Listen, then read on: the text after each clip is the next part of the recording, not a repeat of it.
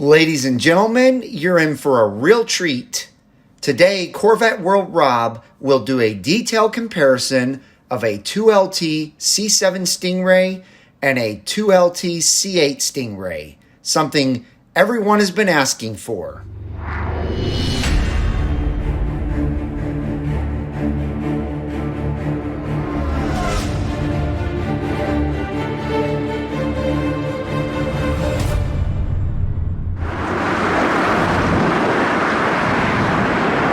Everyone, and welcome back to Brink of Speed. Today I am back at Corvette World and we're going to do a special video for you guys today. We're going to talk about the differences between the C7 2LT trim and the C8 2LT trim, and I've had a lot of people asking me to do this video, so Robert and I are going to do it for you today. But real quick, before I go inside and get started, please hit that thumbs up button, as that helps break the YouTube algorithm and really helps promote this video all over YouTube. Also, please share it on your social media platforms, and if you have not joined this wonderful Brink of Speed community, please consider doing so by smashing that red subscribe and bell for notifications when new videos are uploaded. All right, ladies and gentlemen, let's get inside and go over the C7 and C8 2LT trim levels. Let's get YouTube. Okay, so what I've done here is I put two as closely comparable loaded out cars that are as similar as possible to do a most accurate kind of, shall we say, apples to apples comparison between a C7 and a C8 Stingray. Sweet. Both of these cars are 2LT Z51 packages with the magnetic ride FE4 suspension. Oh, cool. So they both are very comparable. Right here, since I do not have the original window stickers on either of these cars, I do have General Motors build sheets on it. Just a quick breakdown, just to start off with the facts. For this 2016 here, a 2LT package, and this is the way they break it down, on the build sheet for General Motors. And I picked the 16. The 16 is right in the middle of that C7. As you know, there were changes made, updates for like curb check cameras, Wi-Fi hotspot, the PDR, flat bottom steering wheel. The 16 has almost all of that, and that's what continued on all the way till 19. Cool. In 14, 15, they were gradually updating it. And of course, we've got a 2020. This one here has, some things like the GT2 seats and other things that, kind of match the level that this would be, and if you're jumping ahead in a time frame here. So General Motors lists a 2LT package as consisting of the memory package, which of course your memory seats, your seat adjuster or power bolster lumbar, luggage shades and partial net, that's the cargo shades in the back, power heated outside mirrors, adjustable driver's side auto dimming, rear view mirror, auto heated ventilated seats, seat badges, universal home remote, premium audio sound, that'd be the Bose premium 10 speaker system, the advanced theft deterrent system, heads up display, XM radio with 9 additional month subscription, and curb view cameras front. That's straight up what the 2LT gives you right off the bat. Okay. 2016. Now for 2020, a little bit longer. You got the Chevrolet Infotainment 3 system with navigation. So optional navigation in the C7 on a 2LT. It was optional. Standard, so you had to pay for it. You had to get it as an additional option. Okay. Whereas in the C8, the navigation is standard in a 2 instead of it just having to go to a 3. That's the first difference right there. First difference. Bose premium sound. Obviously, this one's a 14 speaker, so a 10 speaker to a 14. Sure. Standard speaker system in this is now 10. You got the cargo nets, heads up display, front curb view camera. See some similarities. Yes. Memory package, convenience package, rear camera mirror. That's new. Brand new. Yep. Performance data, video recorder. Obviously, if you have the nav, that's in there. Okay, so that is a big difference yes, too. because that's standard in 2, Standard. optional on this. Okay. Heated and ventilated seats, lumbar side bolster control, power seat. Hey, these are ventilated seats? Heated, ventilated. Yep. Okay, just want to make sure. Yep. Okay. Yeah, 2LT gives you that standard. Okay. Heated steering wheel, that's new. Advanced theft deterrent system, Sirius XM with rate trial, period, just like that one. Power heated outside adjustable power folding mirrors. Yes. With turn indicators. Yes. So there's 2 things there, power folding and the turn indicators are now in there. Rear cross traffic alert and blind zone alert. That's your sonar system in the back. Right. So obviously you get the cameras with the sonars. When you back up, you get the beep, beep, beep, beep, beep, and you get the diagram of the rear end on your infotainment display. showing how close you're getting to a curb. It beeps. And if you're backing up and a car's coming towards you, it'll go beep, beep, beep and show an arrow of what direction the vehicle or person is coming from, because it'll do people as well. Right. So that obviously is new. C8 is the first car to actually do the sonars. Let's show them that, Robert. So with the rear cross traffic alert, the physical difference you'll see is the sensors. You got sensors here, here, here, and here, what is visible. Those are your sonars, so your parking. Behind the panel is where you get your radars that detect that rear cross traffic alert. Some vehicles like the Ford F-150 have it actually in the lights. You can actually see them on the new F-150s that have it, but most GM vehicles, they got them hidden behind the panel. All right. With the mirrors, obviously power folding. You fold them in or fold them out. Sure enough, and we love those power folding mirrors. They can be programmed to the memory, so you lock the car and you do it automatically like the trucks do. Right. C7 is still old school. Right. You can go fold either way with them. Okay. Kind of give and take on that, because obviously those don't give. Right. These do. If you hit them. A give and take literally. Yes, those will go. so be careful with those. Sure. Also, those are offset, whereas these are even. Okay. These, you'll notice on the passenger side, it hangs out further. Yeah, this is like a couple inches further. Yes, and they do that because C8's really wide, fat end. That's right. There's obviously, going aside from the build, which is pretty straightforward. Let's talk visual here. Z51. Perfect. Z51 package on the C7s. The way to tell them from a base, you start underneath. The air dam on Z51s is split into two. See how you have no air dam in the middle? Yeah. Yeah. So a non-Z51, air dam goes all the way across, and you have no inlet here in the lower end of the far sides of the grille. So if you go to the Z51 on the C7, you have your functional inlets, and your air dam is split. Correct. Because the air inlet system is a little different on Z51. Okay. All right. So with C8, unless it's been added, the most obvious difference on a 2020, almost every Z51 I've seen has come with that plastic front splitter as a standard. Yep, that's what they come with. As far as underneath, can't really tell the difference beyond the splitter, but from the sides you can always tell the brakes are bigger, and they always got the Z51 and the calipers. Sure. C7 does not have any Z51 badging. If it's got slider rotors, it's a Z51. Because you can't miss the Brembo brakes. Okay. Those are larger than the base. The wheels themselves, you've got all the C7 from 14 through 19 all had standard option, the 10-spoke setup for the Z51. The regular wheels, which were in the case of 14 through 15, they were a 5-spoke setup, and then they went to a split, smaller 10-spoke setup. Those had the 18-inch front, 19-inch rear setup until 2018. And 18, these wheel sizes became standard. That's what kind of throws everybody off, because if you get an 18 or 19, Z51 wheels was the standard. But prior to that, you had to have a Z51 or a ZF1 appearance package to have that on a special order. The C8 is a little bit different. Every wheel option for the C8 will fit the Z51 or the base. I've seen them on both. In this case here, for both these cars, we've got what, to my knowledge, are both the top wheel options. So for the Z51, it's the chrome. Obviously, chrome was the highest dollar wheel option. And in this case, the Trident wheels is the top wheel option.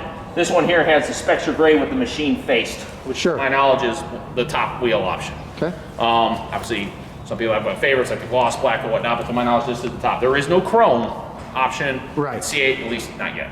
Right. We'll see what happens over time. The engine compartment obviously is the big highlight. Oh yeah. Because you've got yourself a engine in the back versus engine in the front. But the reason I'm doing this is for the magnetic ride. If you got magnetic ride, you've got these little cables. Sure.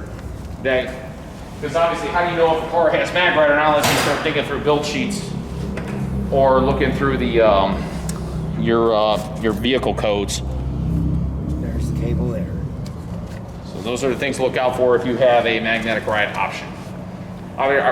Both cars have the same size motor, both 6.2 liter, 376 cubic inches, LT1, LT2. Obviously, generic on, we know where the power is at, 460, 495. C8 is a step up. Sure. As this was the step up from the LS3, which was at 430. Right. More 2LT differences. Get back to this. So right away, you can always tell a 2LT right off the bat when you got Moulin leather, but you have your memory seats, your heads-up display controls, and you can obviously see your heads-up in the dash. Okay. Same for C8. The 1LT, you will not have a heads-up. You will not have the memory seats. On the C8, also, they took it a step further in the C8. You get this, in the 2 and the 3, you get this stainless piece. Yes. With the memory seats in it, whereas the 1LT, it's gonna be black. Right. And just same thing, your heads-up display controls in your 2 and your 3. A 1 will not have that. Sure. One thing I wanted to show that a lot of things that's never been really, I mean, you see it, but never really talk about it. At least I've never ever seen anybody talk about it in a video. Let's do it on the C7 first. Okay. Mike, go ahead and hop in this car. See, you got that, the C7. Oh, yeah. And I remember when that first came out, I was always like, oh my God, that's so cool. All right. All right, so the C7, of course, pioneered the way for Corvette to do that. And then you go to the C8. The C8s have their own version of it. And I like the C8s better. Yeah, they definitely stepped it up. And with the C8, We love that. you get a Love. animation. Yes. So that's just a generational difference. That's not exactly a trim level difference, but I wanted to highlight that. These are the little subtle things Sure. that set them apart. Both cars are coupes. They both have removable targets. There's no difference there. Those are not trim level restricted. Sure. And the rest of 2LT pretty much falls in on interior trim. Everything else, aside from the heads up, nothing else can give it away what trim level it is unless you're physically looking on the inside. Everything about your trim level is about the inside of the car. The outside is going to be either it's a Z51 or it's not. Right. It's a coupe or convertible. Right. That's it. Everything else on the inside. Okay. So as I mentioned, obviously you have the memory seats, you got your heads-up display controls, and then over here, the center console, you have your heated ventilated options. A 1LT will not have these. You got them both for driver and passenger will have both over here. If this were a 1, this piece of plastic would extend over here. You wouldn't have nothing over here. Okay. The infotainment display. This is where, you know, again, as far as 1, 2LT, if you have a 1LT with navigation, you'll have the nav in a 1LT, but one thing you will not have in a 1LT is right there in the camera. Right. The camera icon is for your front curb check cameras. I'm gonna start this car really quick. Go for it. So all C7 and C8 Corvette come standard with a backup camera, but if you've got a 2LT, you get the curb check. 2016 was the first year for this, and so this is really fitting. So we got the very first year for the curb check cameras. They did improve. A lot of people say, did they improve from 16 to 19? Yes, they did. The clarity improved. The guidelines are a little bit more accurate, and they're a little bit more zoomed in on later models. But needless to say, so this was the starting point for this technology. You get 2 fisheye cameras, and they give you a left to right peripheral for like if you're pulling out into an alleyway, and then you've got your view of the nose here. What they do is they superimpose these 2 images to create this overhead. That's why it looks kind of funky, but it's still, you see where the nose line is, and then you've got your guidelines. So when you pull up to a curb, you can get it right on spot. Sure. Okay, so obviously you have to have at least a 2LT to have that, and of course the sound system. Visually speaking, on the C7, between a 1 and a 2, the only thing that's going to stand out for the sound system is in the back. If you look back there, there's a subwoofer speaker. It's an 8-inch in size back there, slightly offset to the, Yep, let's see it. well, when we're looking at it to the left, but to the right if you're sitting. That's the only way you can tell the 2 from the 1 when sitting in. Otherwise, the 1, it's all laid out the same. So the differences are, you know, fairly subtle. And of course, if you had a 3, the leather's different. It's Napa leather instead of the Moulin. Sure. 2LT also gives you the HomeLink system, which is your garage control, so 1LT will not have that. Okay. All right. 1LT will only have 2 controls on the seat. A 2 or 3 will have your lumbar and side bolster, you know, for your lumbar, or push up for your side bolsters and inflate. Okay. So going back to the C8. So generational differences, aside from the cool display, obviously we're back to a 2-point steering wheel for the first time since 1996, sorry for the phone, versus the 3-point, which the Corvettes had a 3 or 4-point from 1997 onward until now. So we're back to a 2-pointer. As I mentioned, your memory seats. And that's a huge difference. And that right there, yes. That's a huge difference between the 2LT C7 and the 2LT C8. Right. That's all black on the C7. Exactly. So what have people been calling for a long time? The jazz up the interiors. Right. Well, again, the C7 was a huge step up from the C6, and this is definitely another step up. The gap between the two is definitely a lot closer, but bottom line is it's still an improvement. You've got, even though this here is a Moulin-ish type leather, but you know, so the 3LT still gives it an apple like in the C7. Right. But you feel it. This one is actually softer. It's softer to the touch than the Moulin in the C7, and just everything. I mean, you got a lot of brushed aluminum. You got everything, just a lot more effort and we'll say details put into it. I mean, look at the dash. I mean, the C6 dash, you remember, was very smooth, very boring, but you know, very simple. The C7, they stepped it up. They went with a lot more angles, very reminiscent of the C4, but everything modernized. Well, the C7, I mean, look at this. You've got, or excuse me, C8, you've got valleys. Right. That's why I haven't talked too much. You got valleys of stuff in here, but within all this, you've got your speakers and your tweeters. Sure. And you obviously you got your Twilight Sentinel sensor for the lighting. You got your defrost all up there. But again, they make it all look like, wow, I'm sitting in something exotic. You know. Oh yeah. So they've definitely stepped it up. Now getting to the 2LT specific stuff, let me go ahead and start the car here. Okay, so 2LT specific options. The power mirrors are a 2LT specific. The controls for them right here. So just like those that have had that feature in trucks, it's a one-touch button to open and close them. Heads-up display controls here. You can see it here, and obviously everything's improved. Everything's clearer, more HD. To the backup camera, as you can see, it's a lot clearer than the C7's backup camera was, but just like the C7, you get the guidelines, but now you're getting the sensors, you're getting that warning, and there is your sonar display for your distance. So if I back it up a little bit, see, it gets closer and I start beeping, see, I'm red over here in the corner, so it's detecting that black rose car. And then when I go back, now see, if I go back to reverse, see, the distance changed. Yep. So definitely more advanced, more improved. You also got different options. See, the C7, the only option you had with the cameras is to be able to turn the guidelines on or off like that.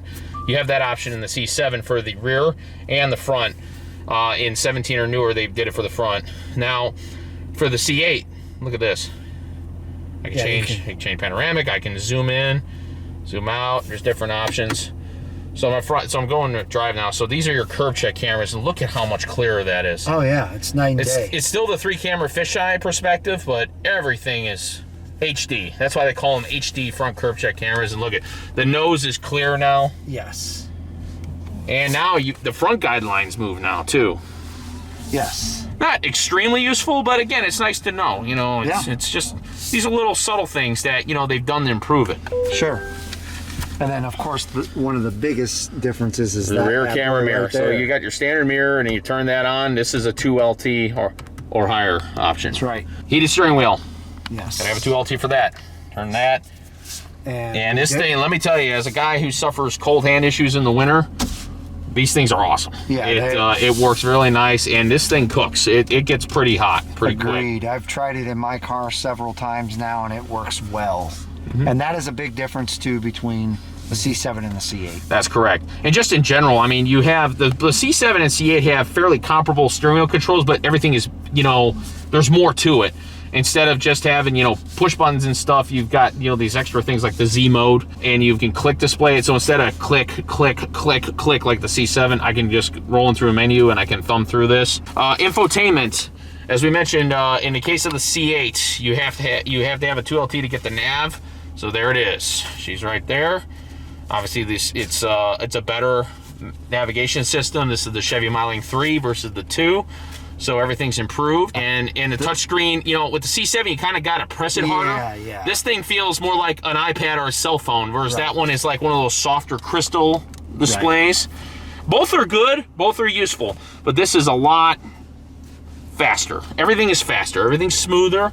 And I don't have to, it's right there. Look at this, simple touches, and look how fast that is. Yes. It's just, everything's improved. It's, the C7's good, but this is better. There's no questions asked. Does the C7 have Wi-Fi hotspot? It does. Starting in 2015, they did do the Wi-Fi hotspot, the 4G LTE.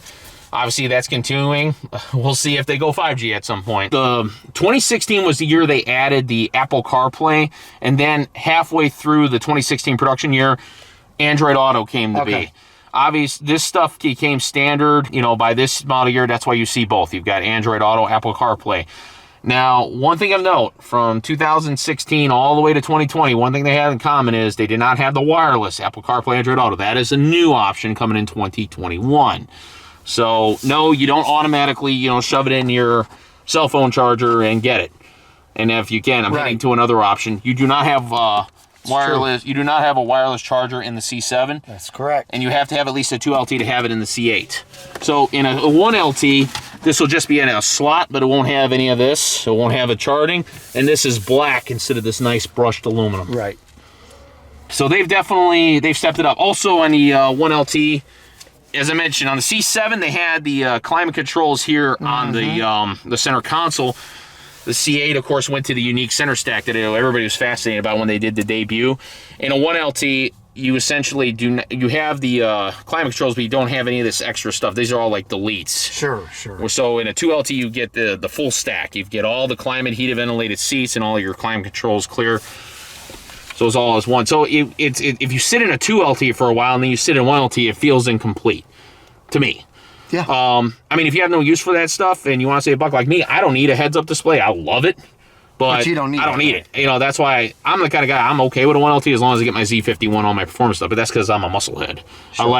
I like, you know, the performance side of it more than the creature comfort. But if you really want to take advantage of the C8, that's where that 2LT is that nice sweet spot. You don't have to pay that 3LT premium, but you get all this stuff. And you don't even have to play with the nav PDR option like you did on the C7. It's all there. You have it all. So let me ask you a question. Did GM knock it out of the park on the differences between the 2LT C7 and the 2LT C8? Yes, they did. They really did. They hit it because the numbers speak for themselves. What was the best selling trim level of the C7? The 2. Because you get all the main stuff, but I'm going to pay you that 3LT premium. And a lot of people, when it comes to general care and maintenance, Napa leather is a lot more work. It's awesome. It's soft touch. It looks good. The extra suede in the pillar is nice, but it's more work. You know, and that's fine. I don't mind it because, you know, if I'm the guy who went to a car wash and spent 4 hours working on his Malibu SS back in the day. So, I mean, I'm one to talk. But if you don't want that, you want something that's just a little bit more shall we say, user-friendly, user maintenance ease, the 2LT is got it where it counts. And that's the point. You're winning either way, but you're not losing by going with a 2LT. You weren't losing going with a 2LT with the previous generation as long as you had that nav. Sure. That was the big thing. If you could find the 2LT with the nav PDR, you pretty much got 95% of what the 3 had. Well, about the same thing is with this generation. The 3LT just comes standard with the GT2 seats. Well, we're sitting in a 2 that has it. So what's the gain on that? You're not gaining anything. The 2 has it. Right. It's optional. Awesome. Well, that's kind of a general breakdown. I know that's that's kind of involving. But that's really about it. I mean, it's just, the point of this video is to just really, and Mike's doing this for you, the buyer. I mean, that aren't ready yet, or you're waiting for the prices to go down, or you got your order in, but your order's, a year out and whatnot. I mean, these are the things that you get to look forward to or to investigate when your time comes. If you're like right now investing like a lot of people, C7 is very hot right now. I mean, as you can see, yes, this is definitely the superior car technologically speaking, but that still offers a lot. Oh, it's still, the technology in that C7 is very current to today, especially compared to the competition. But this one sets it apart. So one more question. A 2LT C7 with the exact same stuff on it as a 2LT C8. What was the starting price in 2019 as opposed to the starting price in 2020? It's there.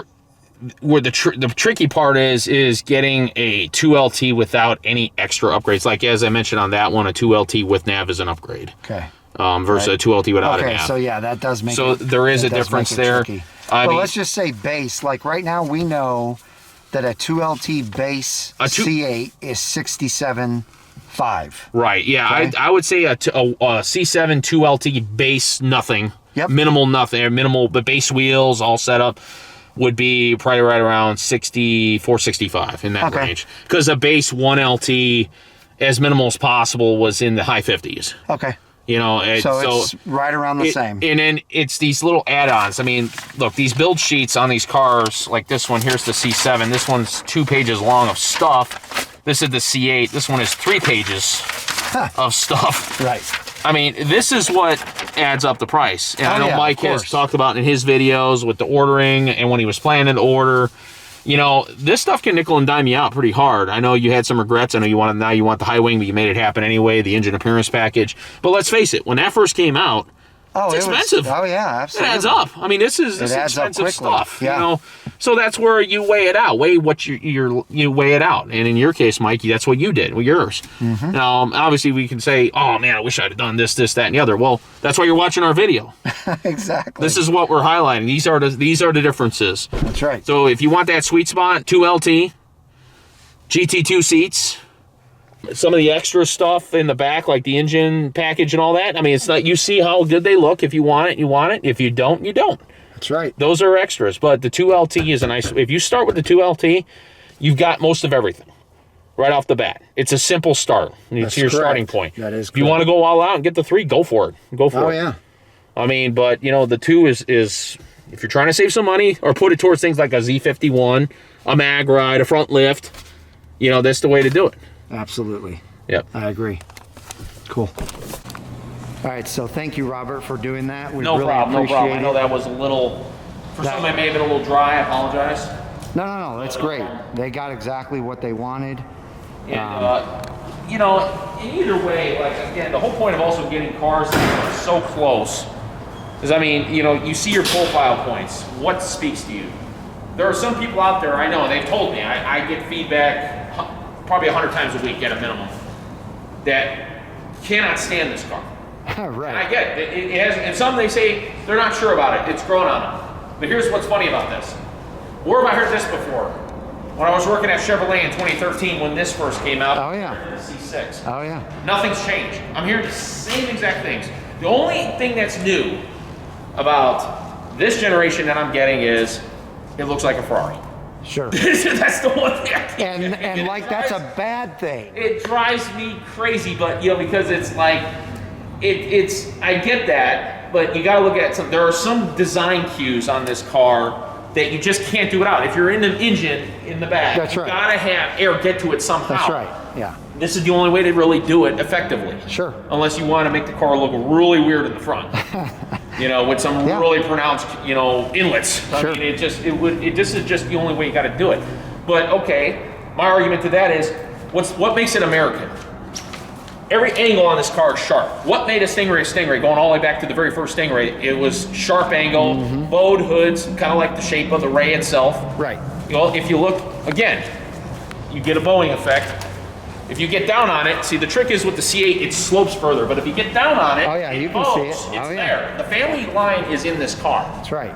It's just another step up, but it's there. The family heritage still exists in this car. It's just another direction. And you remember my humorous thing with the little Matchbox cars with the Corvette Indy. Okay, so mid-engine has been there. It's just been in the background. Now it's forefront. That's right. This is not a Ferrari. This is not a McLaren. This is a Corvette. It is American. This is us. It's our way of doing it. Awesome. Got beautiful LED accents. They both look great at night. I've gotten very used to it on the highway of seeing both of them. Oh yeah. But the C8 is definitely brighter. It's hard to tell. It's a meaner look to me. It's definitely a meaner look. No questions asked. It's got like mean eyebrows. Yes. These top ones here. Yep. Yep. Are just. I think of like the football player. Yeah. This one I think. Right. So, Exactly. I mean, either way, aggressive, beautiful looks. And the reality is, if it isn't more obvious, you know, after all this time, these cars are hot. Both of them. Absolutely. We can't keep these in stock. They keep flying off the shelves.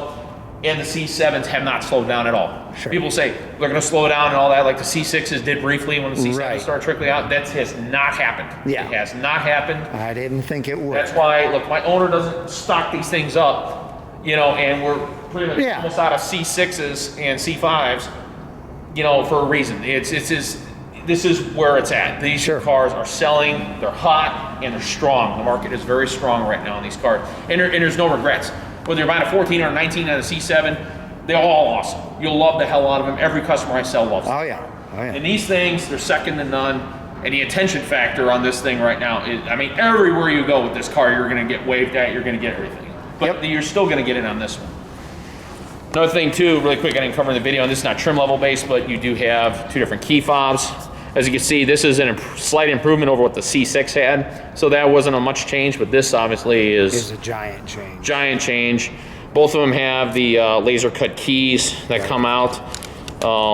So no change there, but the way they did it, you know, so. Oh yeah. So it's the C7, again, GM definitely took it to the next level in every way, shape, and form.